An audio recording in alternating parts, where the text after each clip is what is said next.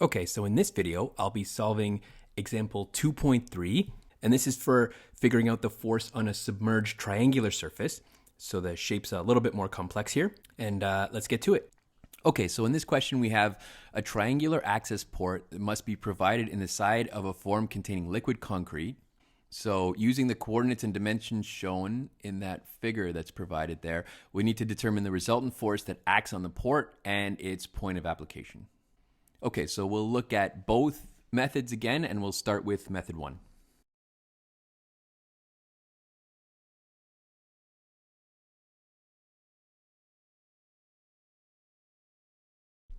Okay, so we start with the first equation there and solve for the force. Now we just have to substitute in there for the pressure as a function of the area. And we need to sub in for our dA now. So this isn't a simple rectangle as before. It's a little more complicated being a triangle. So I'm going to walk through this slowly, step by step here, so you can follow the logic yourself.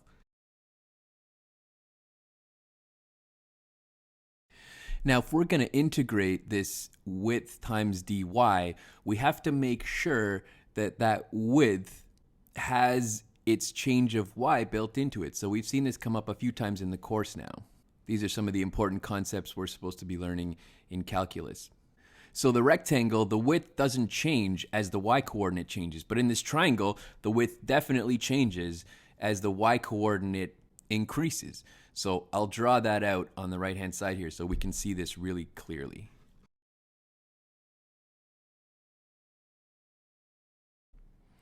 So as we integrate, we'll have these strips here that are going to be the width times dy, and we can see that as our dy changes, this width along the triangle changes.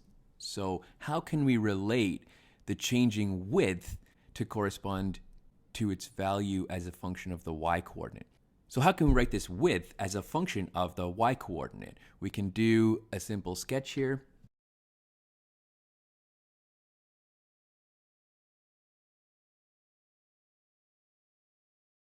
And from what we know about triangles, we know that the small triangle and the large triangle are similar triangles, so we have the following relationship between their coordinates.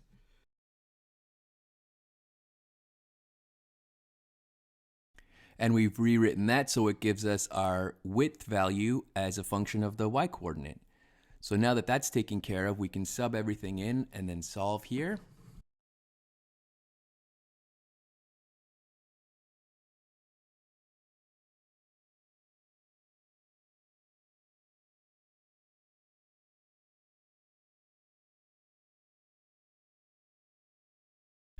Now all those values are given, and we remember here the density corresponds to the density of the liquid that we're working in, and in this case it's concrete. So we look that up in the table and substitute that value in.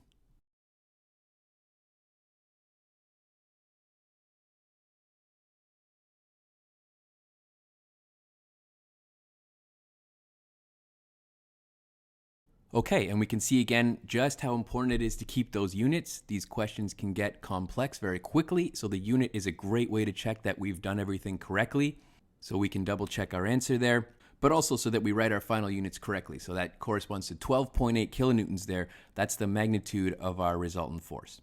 So we got the magnitude of the force. We know its direction is normal to this surface. We just need to find now the location that it acts on this plate.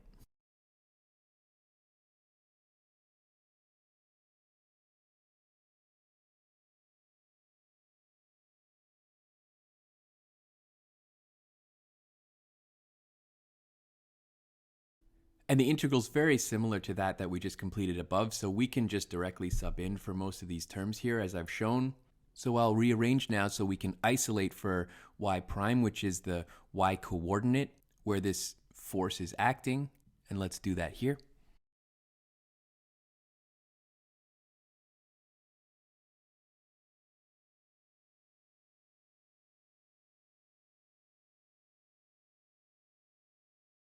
Then we sub in A. That's our y coordinate. Now we have to remember the x coordinate.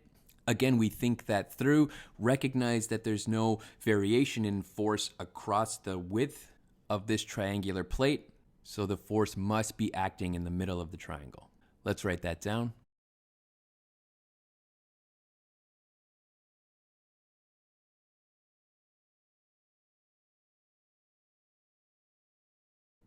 Okay, so the problem's solved. I'm going to go back up and label the force and its location, and that'll serve as a double check as well to make sure our numbers make sense.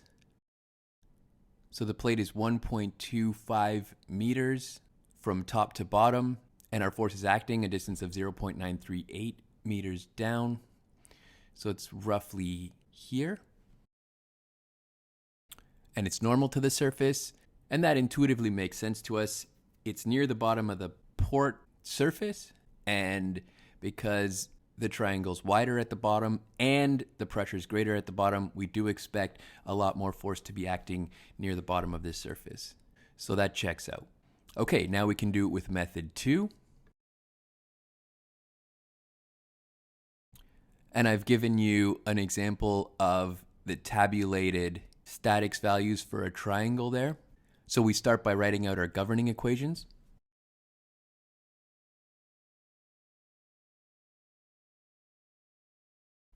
Okay, now we have to sub in. So let's look at what the centroid pressure is.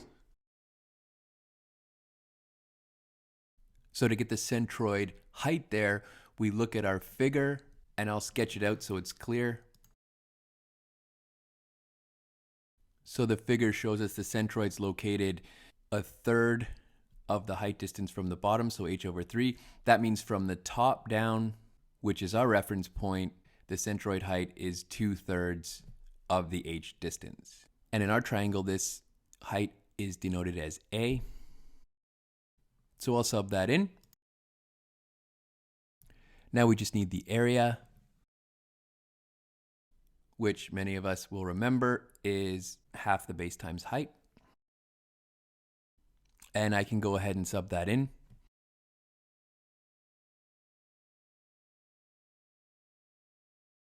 Okay, and that's the same that we calculated above, so we don't need to bother subbing it in.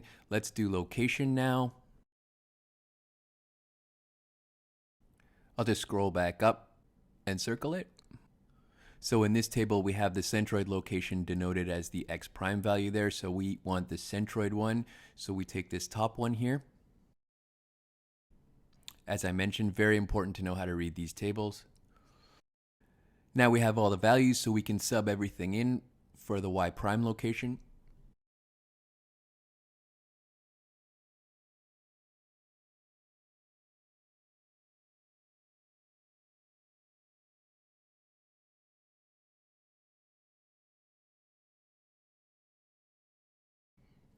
And I've shown the substitutions here. So we simplify now.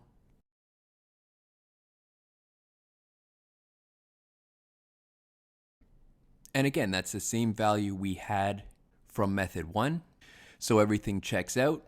And we have our final solution. Again, we'd want to go up and label this. We've already labeled this resultant force from when we calculated it in method number 1. And we'll pause and reflect again. I think it's a little more clear in this problem how much more simple and quick it can be if you use method 2. I'll just repeat, the only danger is you have to make sure you know how to read those tables.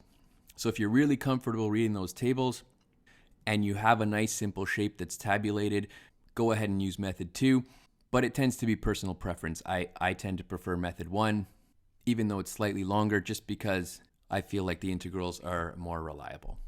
But that's totally up to you. Don't forget to list the x location here. We've already done it for our first solution, and we know it's halfway through the triangle. Just remember that that has to be there too for a complete answer.